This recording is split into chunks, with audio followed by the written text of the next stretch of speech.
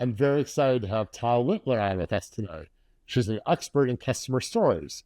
We're going to dive into obtaining customer stories, building relationships with customers, and using customer stories in marketing campaigns, sales campaigns, etc. So let's jump right in. Thao, thank you so much for being here today. Thanks so much for having me. How do you look for customer stories when you're just getting started? Pretty much just rely on word of mouth from our customer success managers or AEs for indicators when I should be chasing certain stories. Examples would be, they're either coming to me with like a direct Slack message, or maybe I hear something during a QBR or a monthly all hands, or if I see like a win notice or a recent renewal, or even a shout out in a Slack channel, I'll kind of just like make a mental note and make sure that I track that down. But I do want to say, like, one of my favorite ways to make sure that customer stories are coming to me rather than me having to go chase a bunch of brand new ones. It's a lot of work, right? So one of my favorite ways is to have an annual customer awards program. For me, it's kind of like my special secret sauce as a customer marketer, because they are really hard to implement. But at every organization that I've been at, I've always been kind of like the first customer marketer at the org, laying the foundation. And I find that running an awards program is kind of the best way, again, to just get those stories to come to you. And honestly, it is a lot of work on the pre-planning side and everything, and to stand it up. But what's not to love? It's an opportunity for your customers to kind of like shine a spotlight on themselves or their teams, whoever it is that they're nominating. And it's just happy celebrations, right? And then at the end of the program, you have this bank, hopefully, of stories that you can then chase and go expand upon for like longer case studies and things like that. Are customer stories generated from awards programs different from customer stories that are generated from other sources? I would say so, because it depends on how you set up the program, right? And I think it's really different when you start out with your first annual customer awards. You don't really know how your customer base is going to respond to the program, right? Like, how are they going to actually be nominating themselves? You want to be a little bit more conservative about the questions that you're asking for them to like lay out their nominations, right? You want to keep it a little bit more broad and just see what you get.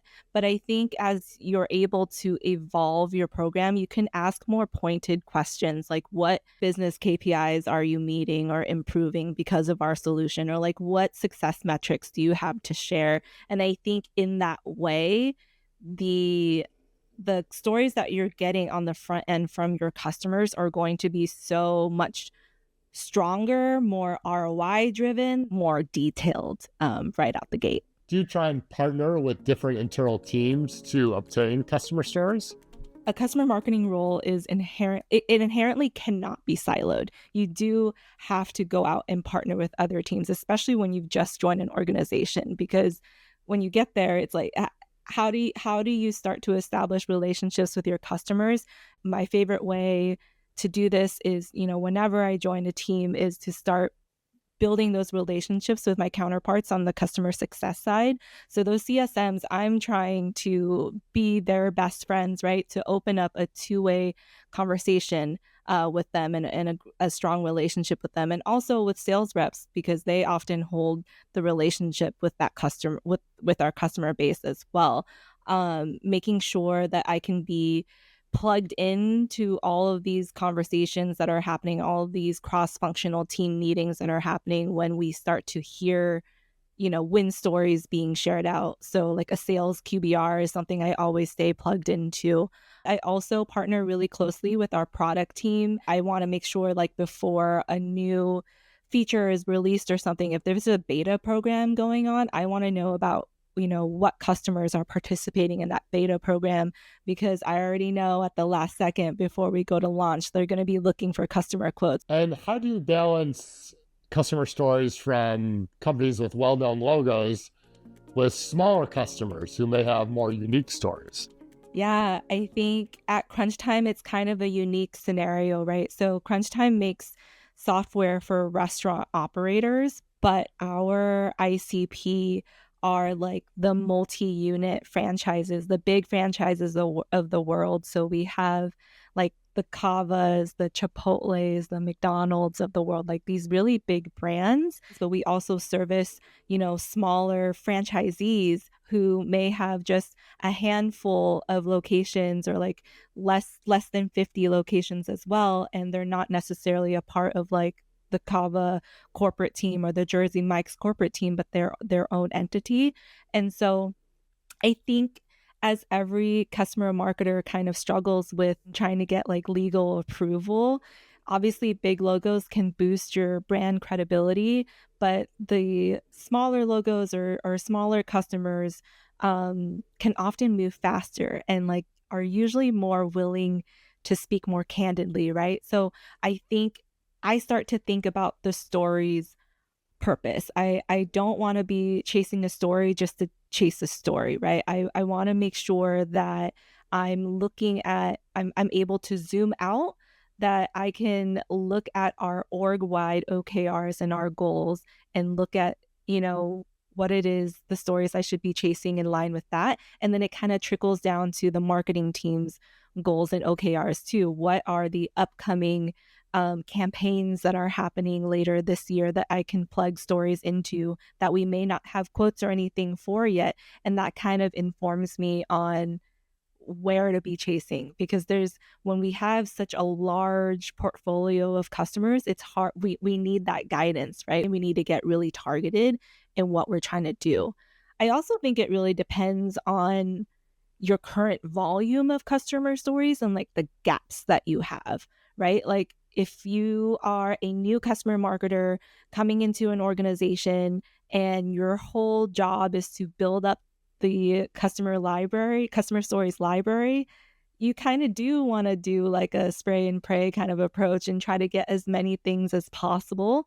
But let's say you're 2.5 years into your tenure after building the foundation of customer stories like I'm at right now.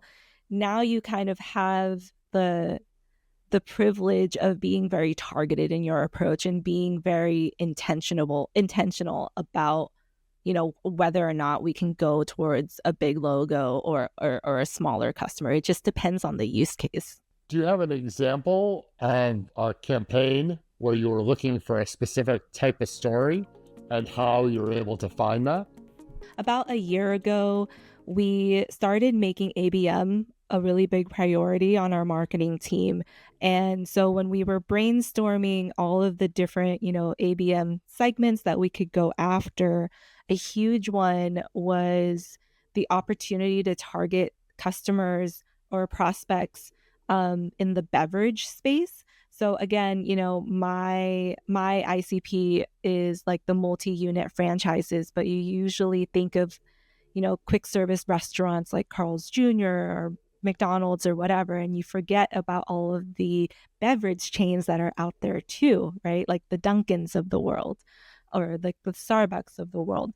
And so again, about a year ago, we started making beverage an important segment to focus on. I knew that our annual customer conference came around, I would say it was like Q4 of last year.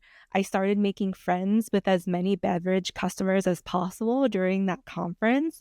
And one brand that I started becoming really great friends with during that event was a company called Gongcha, and they're a very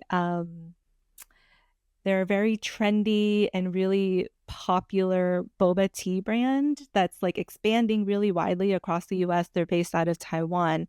And so I started building that relationship. We became friendly.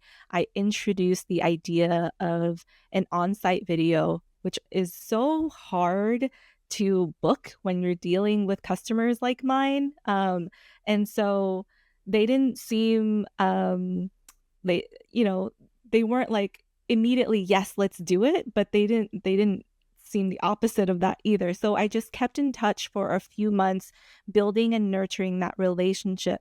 And then eventually we were actually able to figure out a way to co-market together.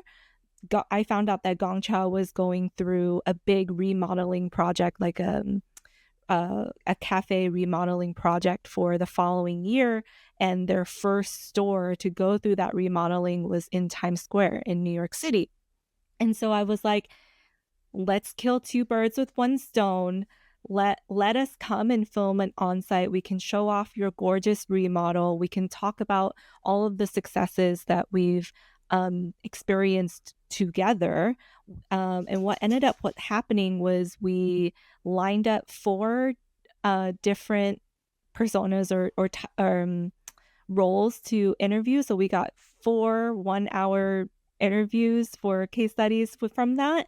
And then, we had this gorgeous day of filming on site at their new cafe and then also off site at a studio for all the testimonial interviews.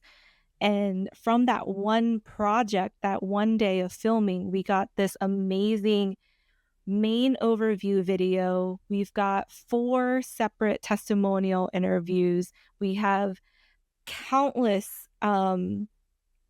quotes about very specific themes and specific features that we can cut into shorter clips.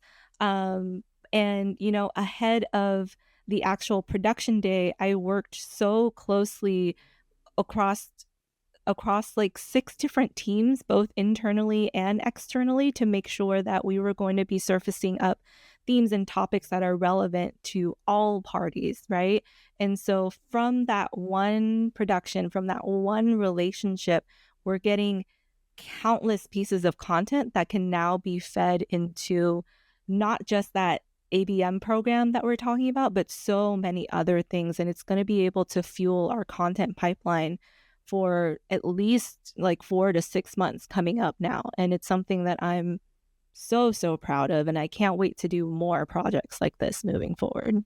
Is it better to have a robust library of maybe smaller, more unique customer stories? Or is it better just to have 1 or 2 awesome case studies that you can go to again and again?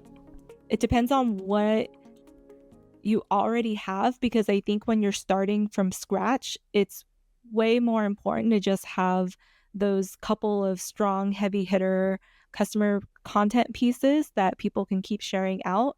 But as the years go on, hopefully you're building up that library. I'm hoping that, as a customer marketer, you're really close to your product marketing team and understanding, what's going on in your launch cycles, what new products are being launched. And as soon as, an idea is being concepted and beta programs are being open, that you're really close to that to understand what customers are participating in that, because participating in a beta program is an advocacy moment, and so you want to be as proactive as possible.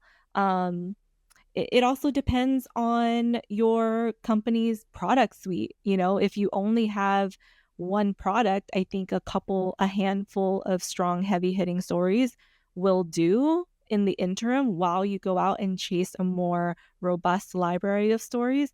But when you have multiple products, like my situation at Crunch Time, you really have to get in deep with your organization's leadership to understand where your sales priorities are, to make sure that you're filling any of those important gaps right in the beginning and making sure you have at least a couple of stories for all of the products, right? Because when you come into an organization, you want to be able to do that gap analysis in the customer library, repository, whatever you want to call it, and fill in those gaps as soon as possible. Do you have any tips for speeding up the process of getting legal approval or brand approval from customers with the stories that you're generating?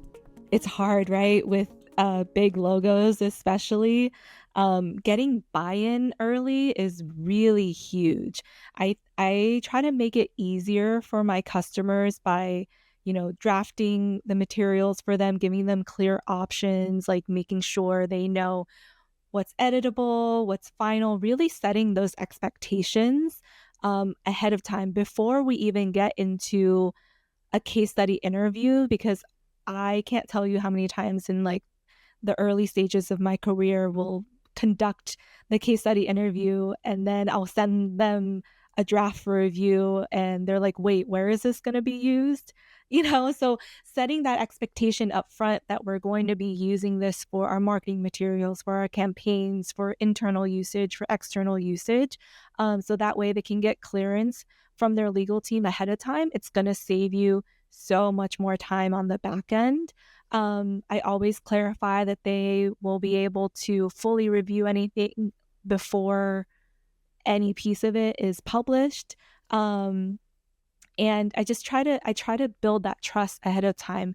With the bigger logos, it is especially critical that you're not only interested in talking to the customer contact that's like the main contact for the case study. You want to be able to get in close with their marketing team as well. That also gives you a chance to understand what themes they want to surface in this story, and then it becomes a co-marketing initiative. It's not just a self-serving case study. You're building trust with them. Their marketing leadership can go to legal and give them a heads up that like there's something brewing here, and then that way if their legal team wants to give you guardrails on what not to do, you're just going to have an easier time producing your story. So I try to build as much trust with the customer before we even start talking about a case study or a testimonial or anything like that. Well, great. I think that's a perfect place to wrap up. Thao, thanks so much for being with us today. No, thank you for having me. I hope you enjoyed that episode of StoryProof. The goal is that there are tactics or strategies you can use right away in your customer marketing. And speaking of customer marketing, that's where we come in. We turn customer love into effective video stories that can be easily repurposed into sales and marketing efforts. So if you'd like to learn more, check out our website or shoot me a message. Thanks.